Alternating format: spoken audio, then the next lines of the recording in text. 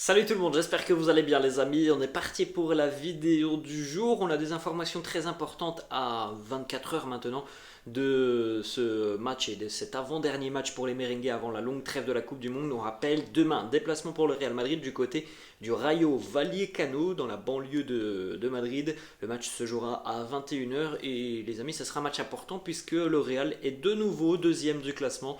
Le Barça s'est imposé hier soir face à Almeria sur le score de 2-0. Donc les Blaugrana de nouveau reprennent la tête et mettent à nouveau la pression sur les Merengues qui vont devoir aller chercher ce résultat positif demain du côté de Vallecas. On va démarrer les amis avec une information qui concerne Gareth Bale et on va féliciter Gareth Bale quelques mois après avoir pris la décision de quitter le Real Madrid et de tenter un nouveau challenge tout simplement dans sa carrière.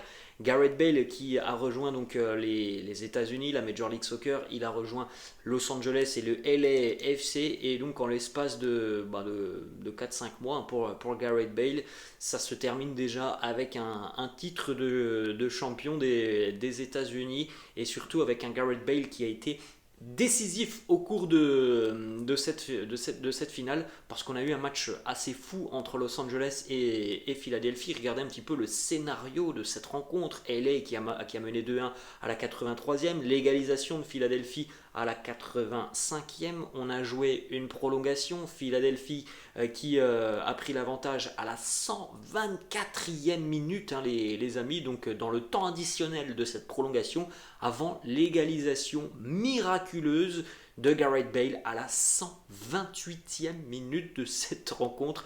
Donc c'est complètement fou. Et puis plus tard, Los Angeles s'imposera sur la séance des tirs au but. Donc un grand bravo à Gareth Bale. C'est un homme qui est très important dans des matchs qui valent cher. Le Real Madrid le sait très bien. Hier, voilà, il a permis à Los Angeles d'arracher cette séance de tir au but et au final d'aller chercher un titre de champion des États-Unis. On continue les amis avec la une du quotidien Marca. Alors la une de Marca est consacrée à la victoire du Barça et surtout aux adieux de Gérard Piqué au Camp Nou. La petite information qui concerne le Real les amis, c'est tout en bas au milieu, c'est tout petit, ça concerne le dossier Hendrick et le dossier Bellingham. Le quotidien Marca affirme que le Real Madrid n'entrera pas dans une guerre d'enchères, ni pour Jude Bellingham, ni pour Hendrick.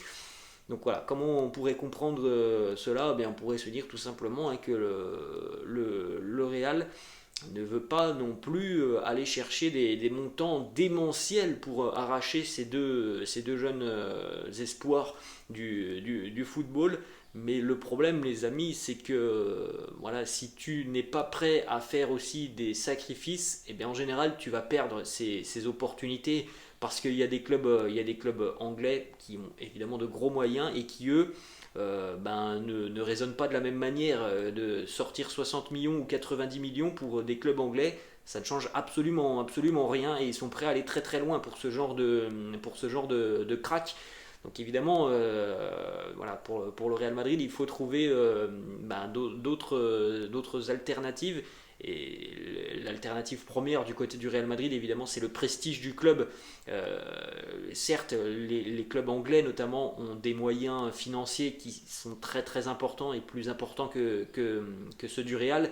Mais le prestige du Real, ça les amis, c'est quelque chose qui ne s'achète pas. Si le joueur, au fond de lui, il veut jouer pour le Real Madrid, peu importe tout l'argent du monde, il rejoindra le Real Madrid. Donc c'est ça aussi qu'il faut mettre en avant. Oui, Liverpool, qui est notamment intéressé par Bellingham, est un sérieux candidat dans ce dossier.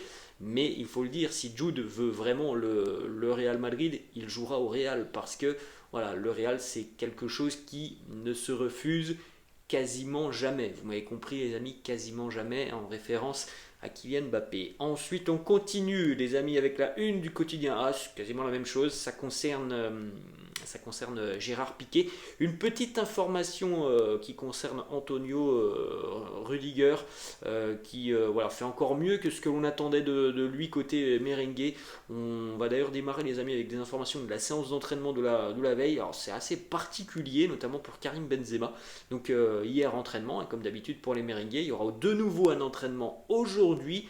Deux informations, alors qu'hier on annonçait les amis 3 retours à l'entraînement. Hier, on a annoncé 3 retours à l'entraînement sur la journée de vendredi. Hier, sur la journée de samedi, on avait de nouveau des absents côté merengue. Karim Benzema et Antonio Rudiger qui ont travaillé à l'intérieur des installations pour diverses raisons.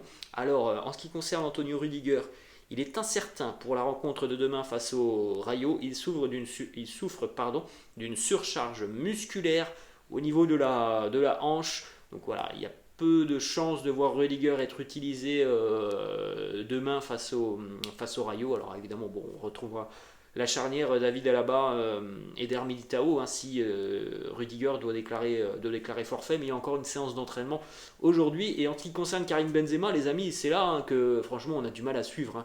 Hein. Karim qui était absent depuis une dizaine de jours, qui a joué une demi-heure face au Celtic, qui est revenu à l'entraînement vendredi et qui était absent de l'entraînement hier. C'est difficile à suivre, hein, les amis, mais bon, on va pas se mentir.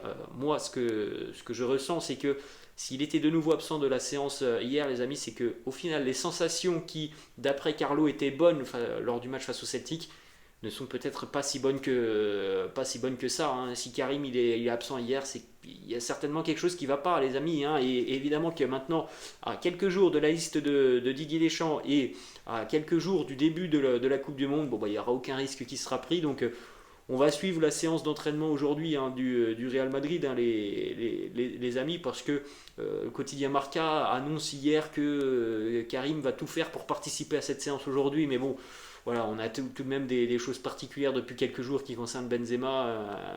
On voit bien qu'il n'est pas à 100%. Donc, bon, franchement, on a du mal à se dire et à savoir s'il va être présent aujourd'hui à la séance, s'il va être présent et disponible demain face au Rayo. En tout cas, ce que l'on sait, c'est qu'hier, il était absent parce que visiblement, ce problème musculaire, eh bien, il continue de persister pour le 9. Autre information, les amis, qui concerne justement Karim Benzema, si jamais il ne peut pas être disponible demain pour affronter le Rayo, le quotidien AS affirme de nouveau qu'Iker Bravo devrait être inclus à l'équipe merengue pour affronter le Rayo demain.